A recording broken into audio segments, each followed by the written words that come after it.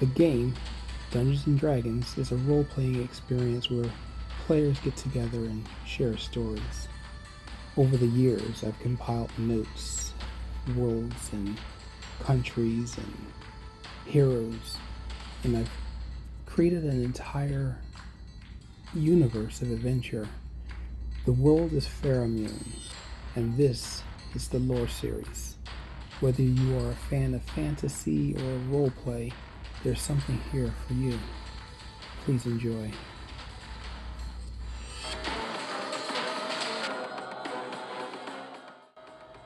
We begin this episode in conflict, a conflict between men and elf, a conflict that describes the Hogazan Empire.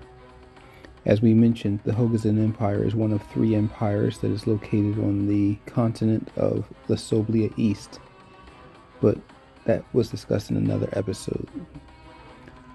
Lasoblia East on the Gulf of Bassa is where you will find the Hogazan Empire. But what is the Hogazan Empire about? Who is Hogazan? Well, let's dive in.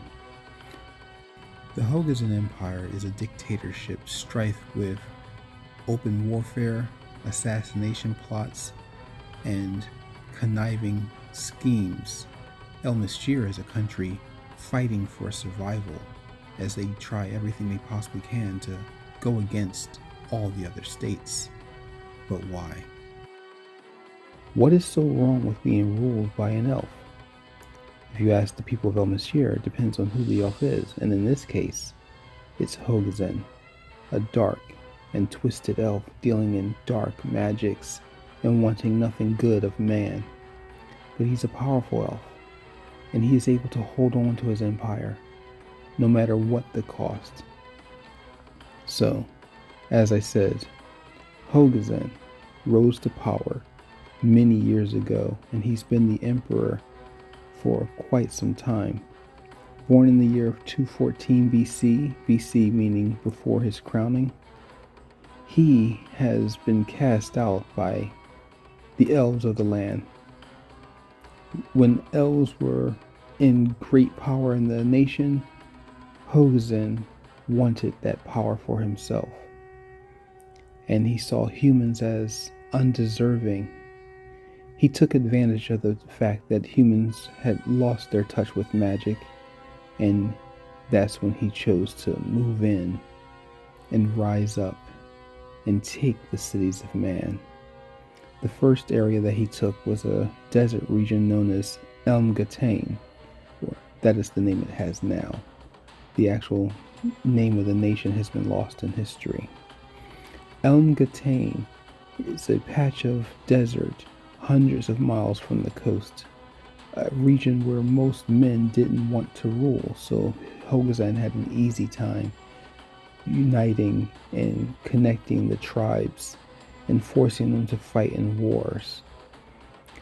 Once he had the nation of Elm-Gatain under his control, he moved his forces northward and he took the kingdom of Brunbul. The kingdom of Brunbul faced a very bloody battle. The elves and warriors from the south never let up one bit. They crushed the kingdom of Brunbul using Hogazan's dark magic, and with that, the kings of Brunbul were toppled.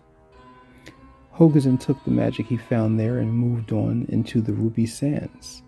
The Ruby Sands had just finished a very deadly battle on their end with another kingdom, and they were able to be toppled quite quickly. Once the Ruby Sands were crushed, Hogazan moved northward into the border shires. Now, the people of the border shires, they wanted peace. They did not want a conflict with Hogazan. They saw no benefit to war. And so, the border shires surrendered immediately. But that clearly is a legend for another day. I hope you enjoyed this series, and we shall continue this another time. Thank you.